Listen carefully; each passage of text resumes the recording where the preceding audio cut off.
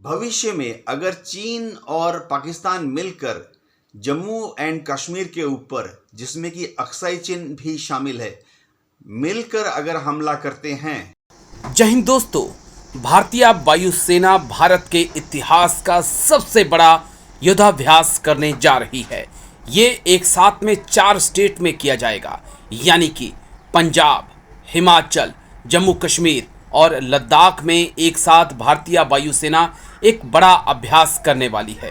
इसे अगर हम ऐसे समझें कि ये अभ्यास LAC और LOC पर एक साथ होगा, लेकिन इस अभ्यास के पीछे के कारण क्या हैं? ऐसी क्या नौबत आ गई कि भारतीय वायुसेना को इतना बड़ा अभ्यास LAC और LOC पर करना पड़ा?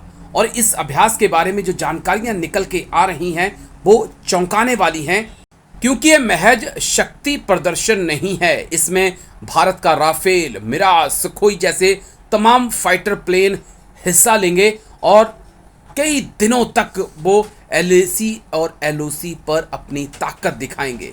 लेकिन इसके पीछे के कारण क्या हैं वो भी हमने डिफेंस एक्सपर्ट से समझा है। लेकिन पहले ग्राफिक्स के जरिए मैं आपको मोटी मोटी जानकारी दे दूं कि इस अभ्यास को क्यों किया जा रहा है। तो भारतीय सेना का युद्धाभ्यास त्रिशूल, चीन सीमा पर अभ्यास का ज़्यादा फोकस, S-400 सिस्टम को भी तैनात किया गया है, आकाश मिसाइल सिस्टम को भी एक्टिव कर दिया गया है। लेकिन और जानकारी, राफेल, मिराज, सुखोई दिखाएंगे ताकत। इसके साथ ही चिनूक, अपाचे समेत जितने हेलीकॉप्टर हैं वो भी इस अभ्यास का हिस्सा हैं। शक्ति प्रदर्शन में कमांडो, गरुड़ कमांडो ताकत दिखाएंगे। मेरी जानकारी के अनुसार 4 सितंबर से 14 सितंबर तक ये अभ्यास चलेगा। ध्यान रखिए, उस वक्त भारत के अंदर G20 समिट भी हो रहा होगा। तो क्या इसके पीछे G20 समिट एक अहम कारण है?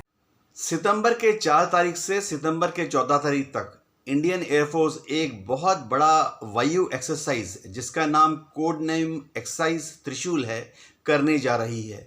यह exercise LOC, line of control, जो कि JNK में पाकिस्तान के साथ है, और LAC, line of actual control, जो कि चीन के साथ अक्साई चीन पर है, उस पर करने जा रही है। इंडियन एयरफोर्स के फाइटर विमान, ट्रांसपोर्ट विमान, हेलीकॉप्टर्स, रेडार्स और मिसाइल्स जम्मू एंड कश्मीर, हिमाचल प्रदेश, उत्तराखंड और पंजाब में डिप्लॉय होंगे। इस एक्सरसाइज का मेन पर्पस ये है कि अगर भारत के ऊपर 2 फ्रंट अटैक होता है, यानी चीन और पाकिस्तान अगर मिलकर भारत पर हमला करते हैं, तो भारत की वायुसेना किस तरह से चीन और पाकिस्तान को एक साथ LAC और LOC पर मुकाबला करेगी। इस एक्सरसाइज के दौरान हमारे बेहतरीन फाइटर विमान जैसे राफेल, सुखोई 30, MiG-29 और भारत में निर्मित तेजस फाइटर विमान भी पार्टिसिपेट करेंगे। एक और ख़ास बात यह है कि इस एक्सरसाइज के दौरान S-400 surface to air anti aircraft missile system का भी परीक्षण होगा।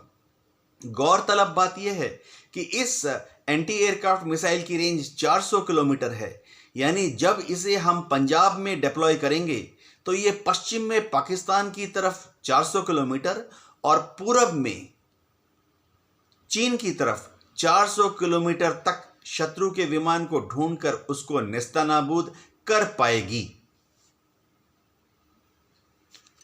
लेकिन दोस्तों, क्या इस अभ्यास के पीछे G20 ही कारण है, या आने वाले वक्त में भारत को 2 फ्रंट वॉर का सामना करना पड़ेगा?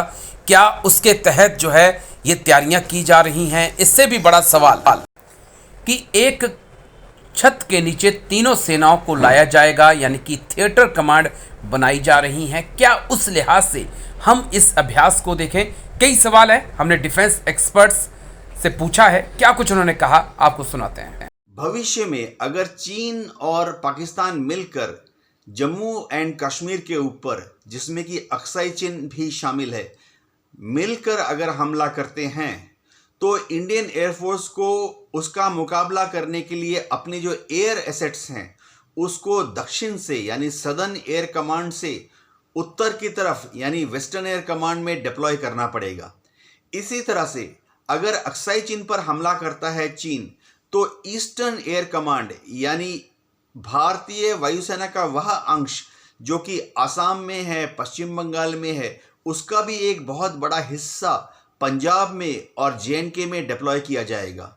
तो इस एक्सरसाइज के दौरान इस बात की प्रैक्टिस की जाएगी कि अगर युद्ध हुआ तो southern air command, eastern air command और हो सकता है कि दूरगामी जैसे गुजरात और राजस्थान, वहाँ से भी एयरलिफ्ट करके वहाँ के रेडार्स और मिसाइल्स को किस तरह से पंजाब में और जम्मू एंड कश्मीर में द्रुत गति से महज कुछ ही घंटों के अंदर तैनात किया जाए।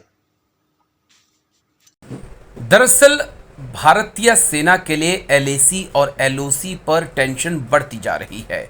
आने वाले वक्त में हो सकता है कि ट्रू फ्रंट वॉर का सामना करना पड़े और इसी लिहाज से भारत की वायुसेना और थल सेना अपनी तैयारियां कर रही है। जय हिंद।